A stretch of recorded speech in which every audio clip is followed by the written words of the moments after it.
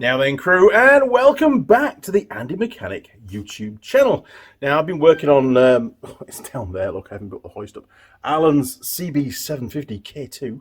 Again, the saga continues. It's one of those bigger jobs. There's a few things I want to cover on this video. It's a bit of an odd video, so listen up. First of all, I've just spent the last couple of hours, yes, 2 hours, making the two tiny little spaces. They're going to fall off here if I tilt it too much because the paint's still drying. But I've just made those on the lathe. It's probably about the smallest thing that I can make. The flats I had to file in the vise, but more on those shortly. In order to get to that point, to be able to produce them, and given the fact that the ones that I had, which are those two there, were completely incorrect. Assuming that this one, this top triple clamp, is original Honda, which I'm pretty sure it will be, but again, nothing to compare it to.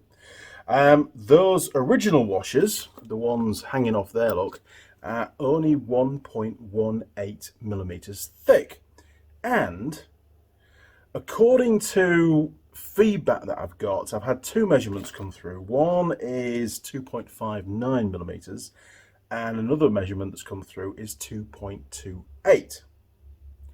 However, newsflash, turns out the triple clamp, oh God, on the bike down there is not an original Honda part. It isn't. I've had a closer look. The fact that some of that paint was in the main stem hole, you know, where the stem comes through and the big nut goes on, I had to clean all that paint out to get it to fit. That's not really Honda quality, is it? So my apologies if I've tarnished Honda's name. They didn't make that part. Somebody else did, and I'm doing some investigation work now in the background to find out what brand of top triple clamp that is, because does it actually still need these washers? I don't know. I was speaking to Stu down at Invercargill, who also a good friend of mine, service manager down there, and he has a CB750 K2. Very, very knowledgeable chap. And he says, oh yes, those top triple clamps, they do break, well, you know, and he knew all about it. Top bloke. The point is, if the washers are too thick, then they basically that clamp is going to close up on the bolt before it actually clamps the fork.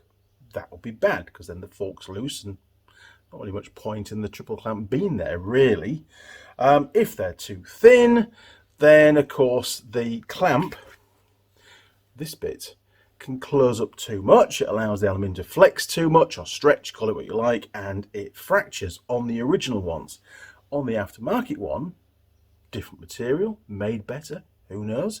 Does it need the washers? The bottom line is the washers shouldn't really be doing anything unless you over tighten the clamp.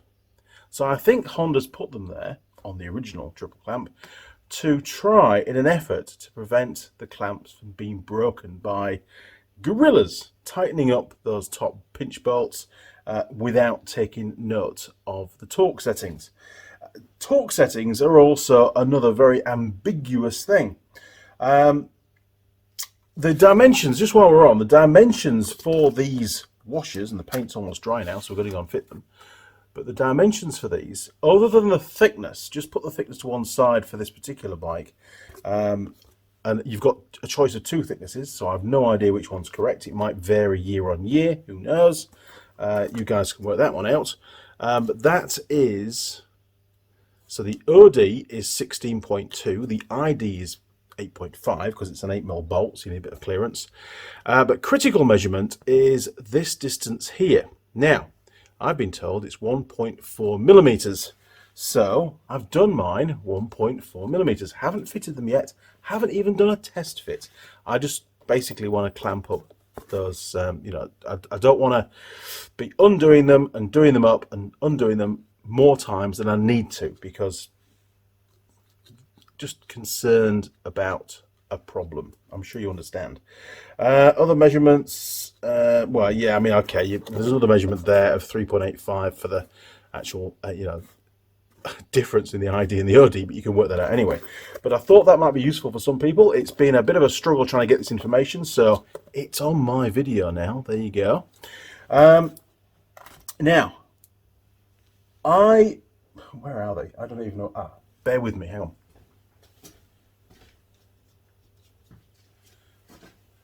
Don't panic, I'm back. So, like an idiot, I set 2 on the lathe and started to make 2 of the washers. These are not painted. And as you can see, they're a little bit thicker than... Can I pick one of these up?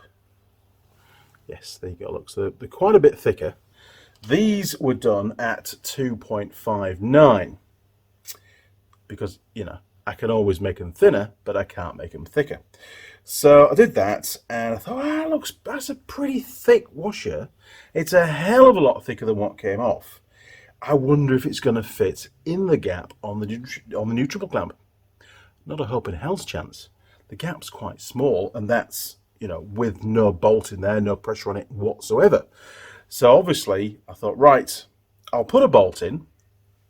I've got pieces of paper everywhere. According to my notes and the information that I've been sent, the torque setting, which we're going to do shortly, I keep saying this is a bit of a ramble, for the fork clamps at the top, the upper fork clamps, is 9 Newton meters. I've converted that from other scales, foot pounds and kilogram meters, I don't know what they were. But anyway, 9 Newton meters is the language I work in. And if there's been, most of the torque settings come as a minimum and a maximum, a range within a certain 2 parameters. I've gone for basically the middle of that, and that's the torque setting that I'm going to use. So I've made it a bit simpler for the video. So anyway, I put a bolt in. I tightened it up to almost 9 Newton meters, probably about 8 actually, which is still nothing. And the gap was quite small. I thought, how the hell am I going to measure that gap? I can't use the verniers because they won't get in. So I used feeler gauges. I had some Teng Tools, a bit of a plug. I had some Teng Tools car feeler gauges, and they went up to 1 mil thick. So I used that one. And I ended up using that and a 0.4, and I found that the gap was 1.4 millimeters at about 8 and a little bit Newton meters. So I've made these 1.4 millimeters, including the thickness of the paint. That's how accurate I've tried to be. So I think I did a 1.38 and allowed 0.01 millimeters of paint either side. Don't know. Is it going to be right? Probably. I've not measured them yet. Painted, we'll find out. So now I can go and fit these, and we can go and torque them up and see how we get on. Before we do that, ramble, newsflash, I was looking at this in more detail.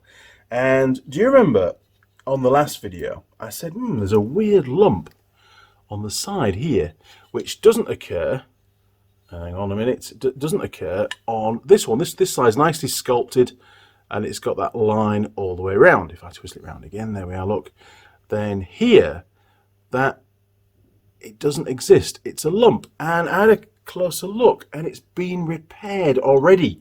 This original triple clamp has already fractured on this side, which is the left side as you ride the bike, but on the front side of the clamp, whereas the new fracture is on the right side at the rear side of the clamp, you know, towards the back of the bike.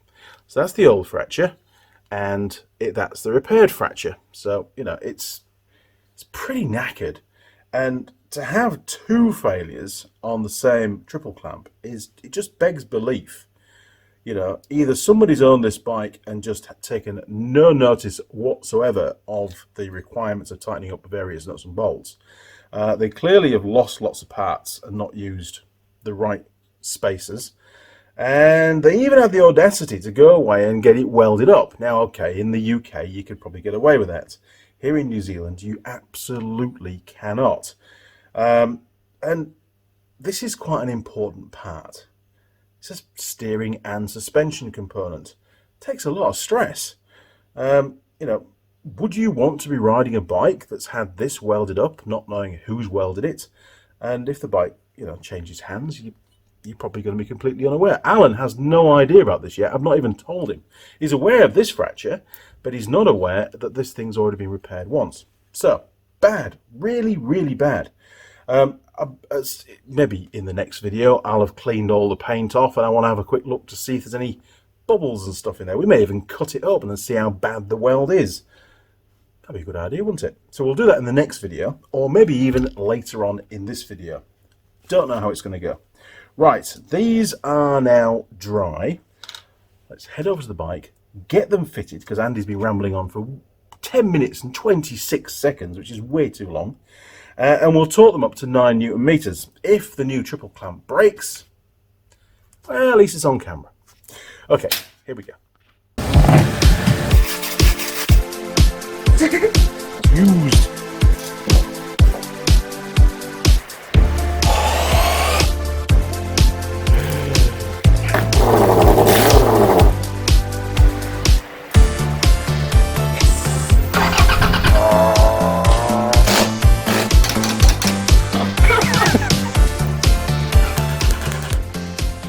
You don't paint something without warning. Honestly. It's going to be fiddly, going to be in the way of the camera. My apologies, but we'll see how we get on. So flat to the inside. Pop him in there, look. It looks good, if nothing else. I even painted it, which is most unlike me, but I thought I'd better paint it because I made it. And it'll only rust, it'll look crap, so.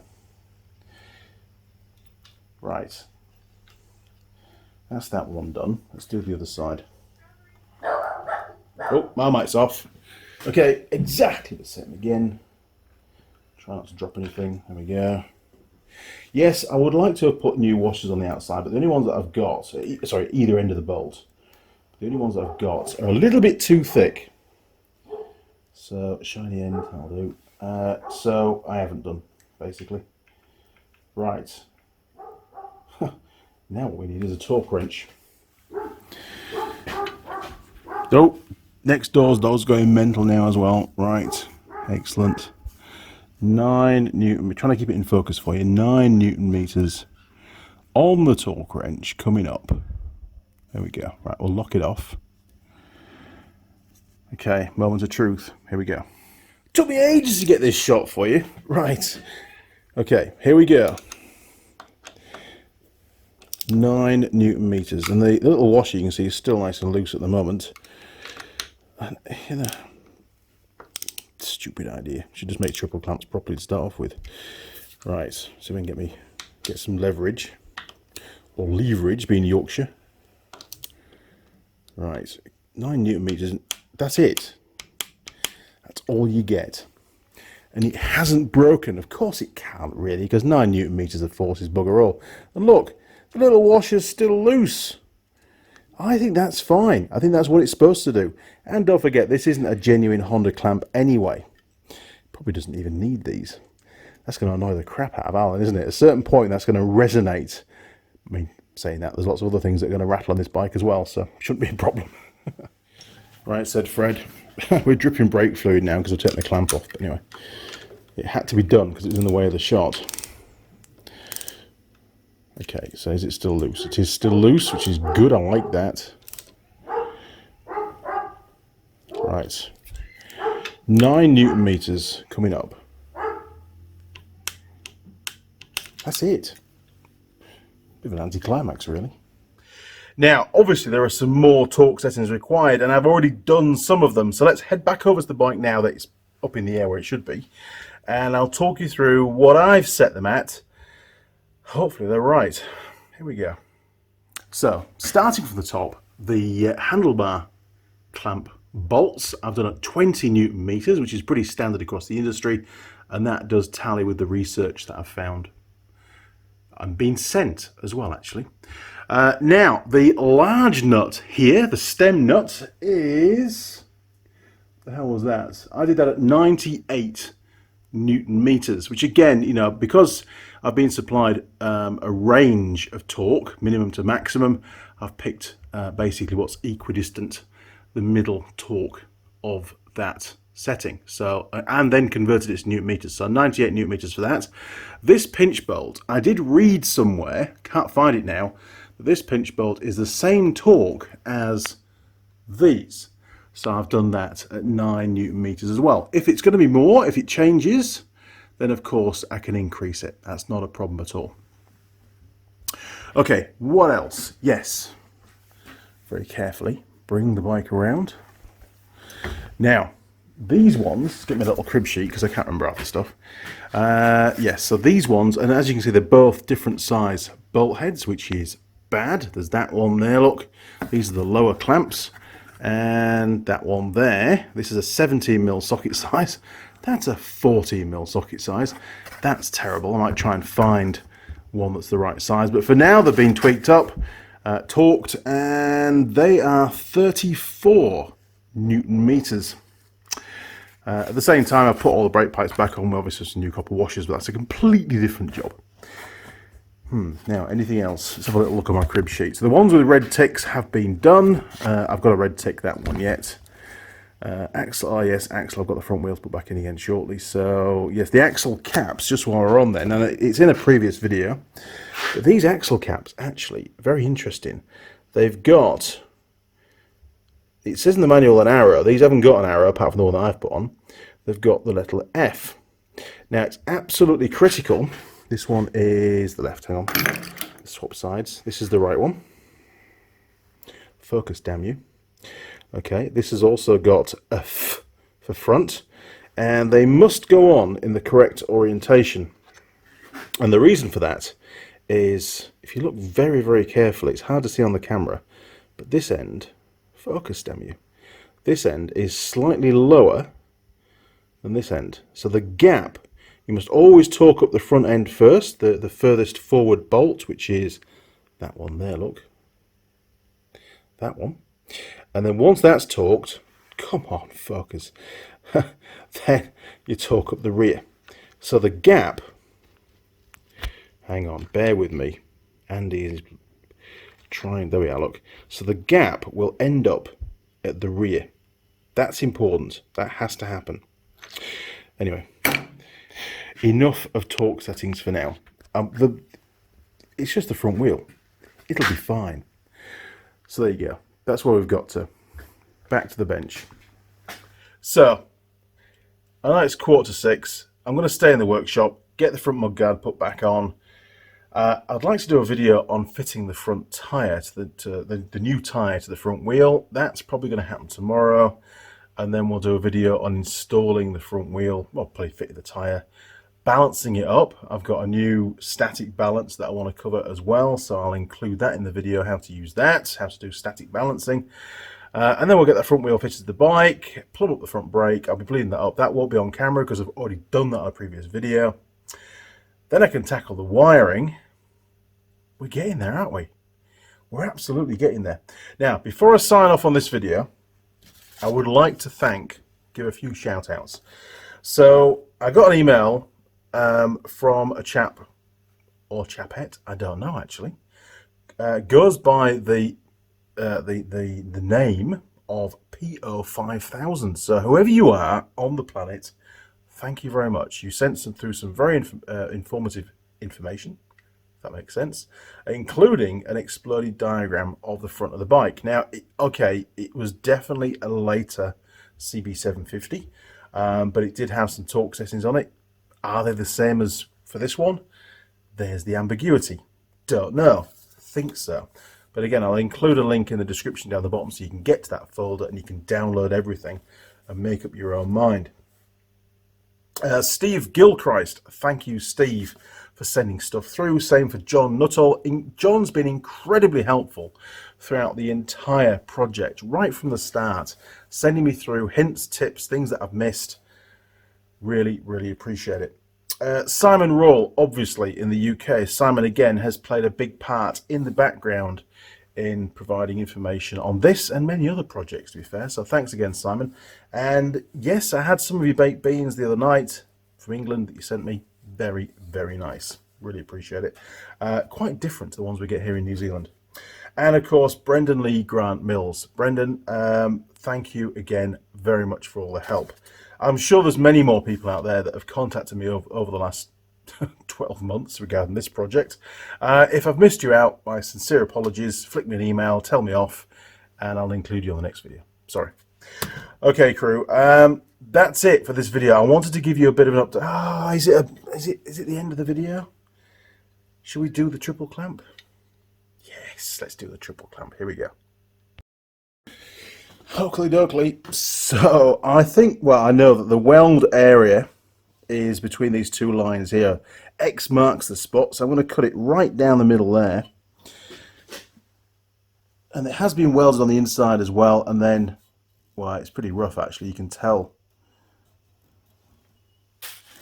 Bear with me. Yeah, you can tell someone's been in there with a file and tried to sort of make it round. In fact, you can actually see just in there, if that's focused, hopefully it is, there's actually a couple of air bubbles in the weld. So I'm going to, in fact, there's two more there, look. If you can see that. One there and one just there. So clearly it's been welded. So we're going to go in. Alan, you can't have this bit back, sorry. Alan has been watching the videos. He contacted me the other day actually and said, Andy, I can't believe the lengths that you're going to, but it's got to be right, otherwise there's no point in doing it. And I mean, to be fair, me in my position, I have to do the best possible job that I can, don't I? Honestly, who would be cutting a triple clamp up like this, especially with an old CB750 K2? But it's junk. It's absolute junk. It really is. I want to have a look and see if we can, you know, how poor quality the weld is.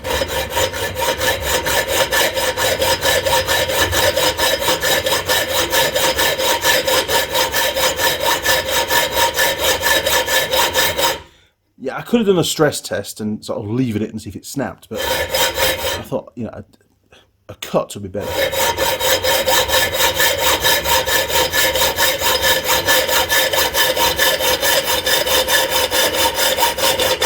Okay, we're almost there. We are almost there.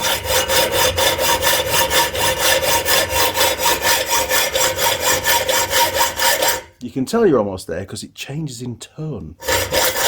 Goes slightly higher pitched. Oh, I love that noise. Are you ready?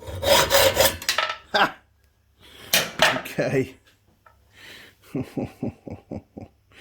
Let's have a look. Well, straight away we can see there's an air pocket here, look. Yeah, so but the rest of it's not too bad, to be honest. I was expecting it to be a lot worse. So whoever did weld this up did have a pretty good idea what they were doing. However, we may not have cut through where it actually fractured.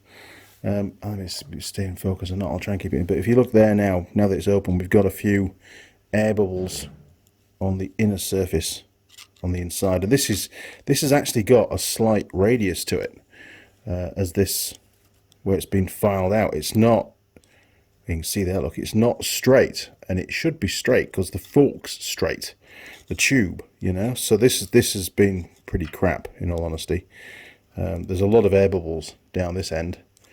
Another one there, not very impressed, in all honesty. And you can see here, this is the lump of weld that sort of gave the game away initially, around here, and again there's another big lump of weld just there. So, you know, how far do you go? I don't think there's any point in wire brushing all the paint off, is there? I mean, yeah, it's failed, basically, in the past, and somebody's fixed it. And they haven't done a brilliant job. It's not horrific, but they haven't done a great job fixing it. And I would never have fixed it anyway. I'd just buy a new one.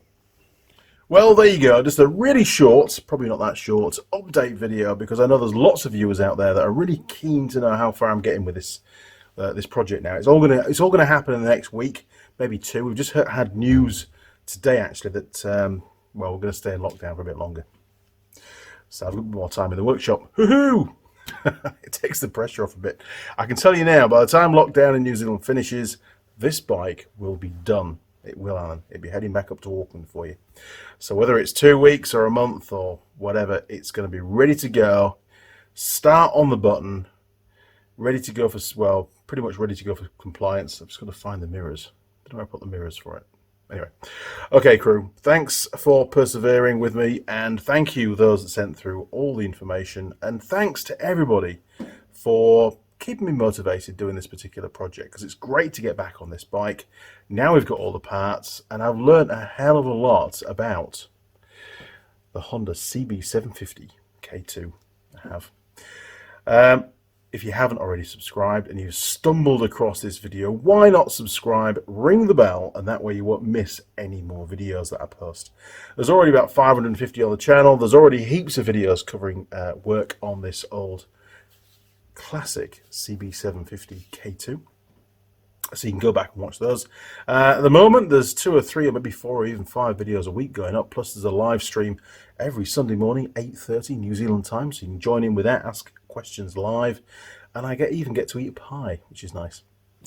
And we do a review on that. Anyway, I digress. You'll also find me on Facebook, Instagram, and Twitter. Communicate through any of those portals, or flick me an email. Many people do now. Email address is down the bottom. And yes, it's me that answers the emails. Yes, I'm a busy chap, but I'll do my best. What else? You can support the channel. Please do. You can do that through Patreon, become a patron, or you can do it through PayPal. If it's PayPal, it's the same email address again, andymechanic@live.co.uk. Okay, crew, I've got to crack on. I've got tyres to fit. I've got all sorts of stuff to do. I might even put it. Is it beer o'clock yet? It might be beer o'clock. Maybe I'll do it in the morning. Maybe I will. Okay. See you around. Cheers, crew. I'll run out.